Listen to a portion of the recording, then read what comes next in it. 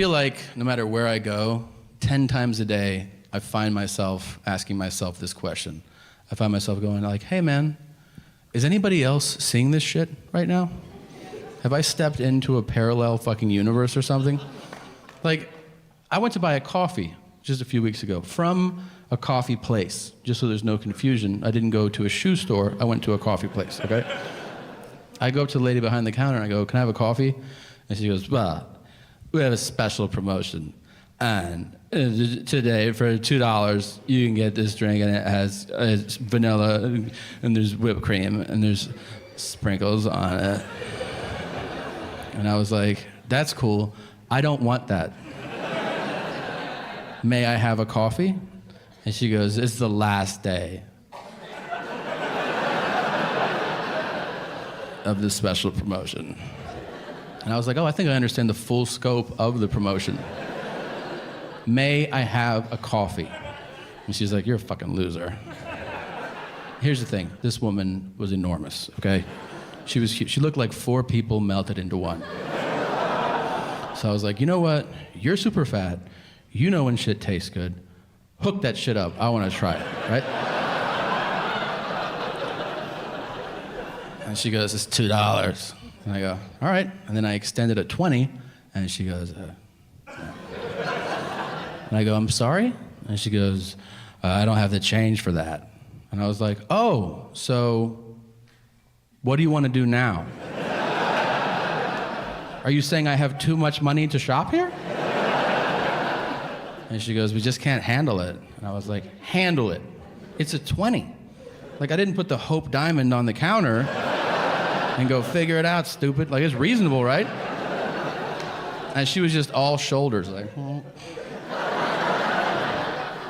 I go, nothing? You have no solution? She goes, do you still want coffee? I'm like, yeah, that part's never changed. That's why I'm here. And I go, you can't resolve this at all.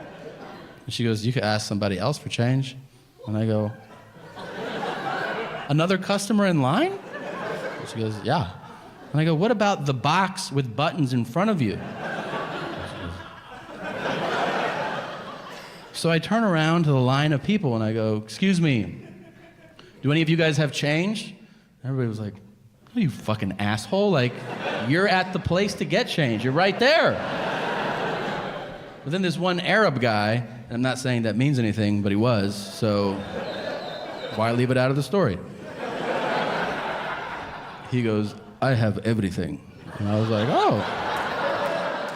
And then he opened his attaché, and he had every denomination of every currency. Like, where I could go, I want one of those, I want one of those, I want one of those. He was like, yes, yes, yes. Now enjoy your pussy drink. And I was like, okay, all right. And I want you to know something. I drank that pussy drink, and that's the best shit I've ever had in my entire life. Pussy drinks forever. I'm not sure that's what they're called, so take your chances, but it would be cool if you went to a Starbucks tomorrow and you're like, can I get a pussy drink? And they were like, I think I know what you want. Hold on a sec. I get that feeling the most when I get upgraded to first class. Yeah, I fly every week. I never buy first class ticket, I buy coach tickets. I buy them so much, I get bumped up to first class. I'm telling you, the moment I get bumped up to first class, I get washed over with this feeling. I'm like, look at these fucking poor pieces of shit on the flight. Ugh. So much better than them.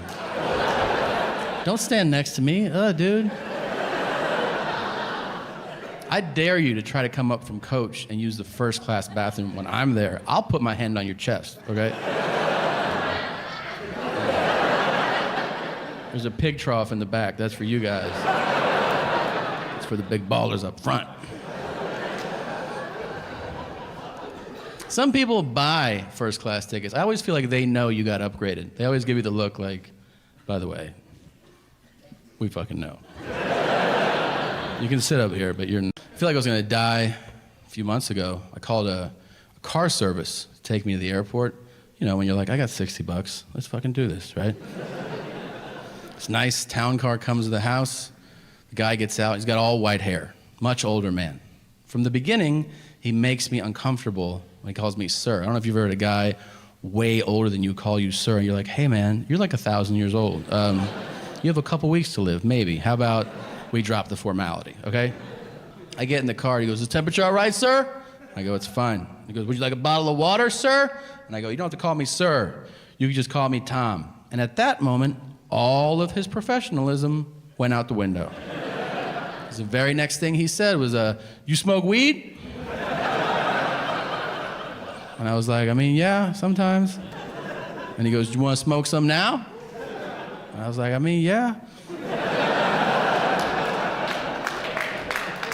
But I don't think my driver should be offering me, you know? He doesn't miss a beat. He opens the console, he takes out a joint, he lights it, he passes it back. I hit it out of respect, right, because he's old. And then I give it back to him, and the next thing he says is, yeah, I can't drive unless I'm fucked up. I'm like, do you hear what you just said? And he goes, yeah, I'm ripped right now. And I'm like, well, hands on 10 and 2, motherfucker. Like, keep it together. I goes, is that all you do? Smoke weed? I can handle a guy that smokes weed. He goes, well, I love it all. I'm like, what's all? That's a broad statement. He goes, I love coke. I love heroin. But there's nothing like smoking rocks. You know what I'm saying? I was like, no, I don't know what you're saying. Mind you, this is while he's driving, so it's actually like, I love smoking rocks, man. You know, I'm like, dude, turn around. So I go, can I ask you something? He goes, yeah, what's up? I go, what's it like to smoke rocks? I've never done that before. And he goes, ooh!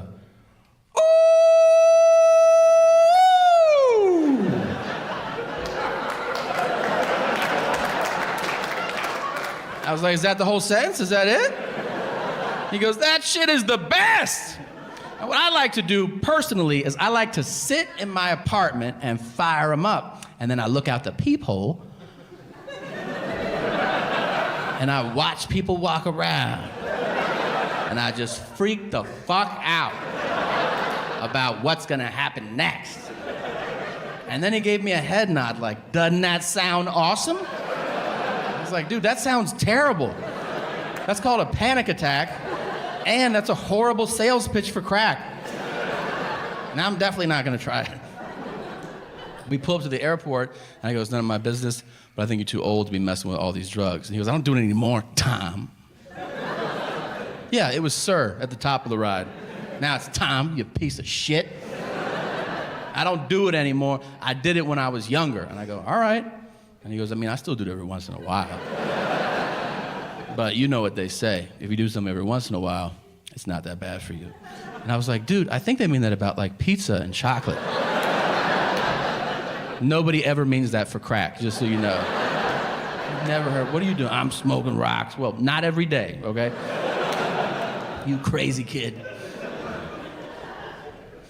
Weed's not a big deal, though. I don't know what the fuck people make a big deal out of weed, you know? You see a change. I mean, states have it legalized. I don't know why the perception I find from other people about California, they think we're like the wild fucking West. Like people, they're like, oh, you live in LA, you guys just smoke joints and tell the cops to suck your dick, right? And I'm like, yeah, that's exactly right, yeah. You should do that too when you come out. LAPD's super into that. But take your joint, flick it out and be like, suck my dick, man. They'll laugh and high five you, it's funny. God, it's so weird. People ask me, like, I get asked fucking travel advice from strangers. Can we just break down how crazy that is? Like, people come up to me and they're like, hey, you travel a lot, right? And I'm like, yeah. I'm like, where should I go? I don't fucking know you, man. You ask travel advice to people who know you intimately. They know you well. They can guide you based on what they know about you. I mean, you don't ask strangers dining advice, right? Because you're like, hey, well, where should I eat tonight? I know I've never met you before in my life, but do you think you could give me a recommendation? Yeah, you should try this dim sum place. But then that person might go, oh, I hate the Asian world. And you're like, oh shit, I didn't know that about you. Like, yeah, I killed like 4 of them. Like, what are you, like a serial killer or something? Yeah. Now you're in an awkward conversation with a serial killer. I had catastrophic diarrhea this morning. And I just found out that not everybody does. Here's how I found out. We moved. My wife and I moved to a new place. In the new place, the living room couch is closer to that bathroom than it was in the old place. So the second day we were there, I go in there, I do my thing. When I walk out, my wife is no longer sitting on the couch. She's now standing, holding car keys. And she goes, "Do you need to go to the hospital?" And I go, "For what?" She goes, "For what just happened in there." And I go, "What just happened in there?" She goes, "Is that normal for you?" And I was like, "I don't even remember what happened, so I guess so." She goes, "Jesus, how often do you shit like that?" And I was like, "Every day." She goes, "Oh my God, is there blood in there?" There could be, I don't know. I just go, "Blah," and I hit flush. She goes, "You don't look at it?" And I go, "Where am I supposed to look? It's everywhere. You want me to look at each individual piece?" No, I paint the bowl and then I wash it away.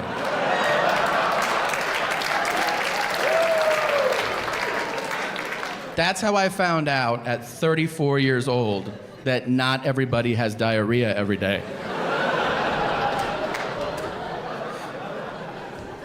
I feel like, wives have to get in one last jab, too. Because, first of all, this wasn't even an argument. This was a conversation, and she won the conversation, okay?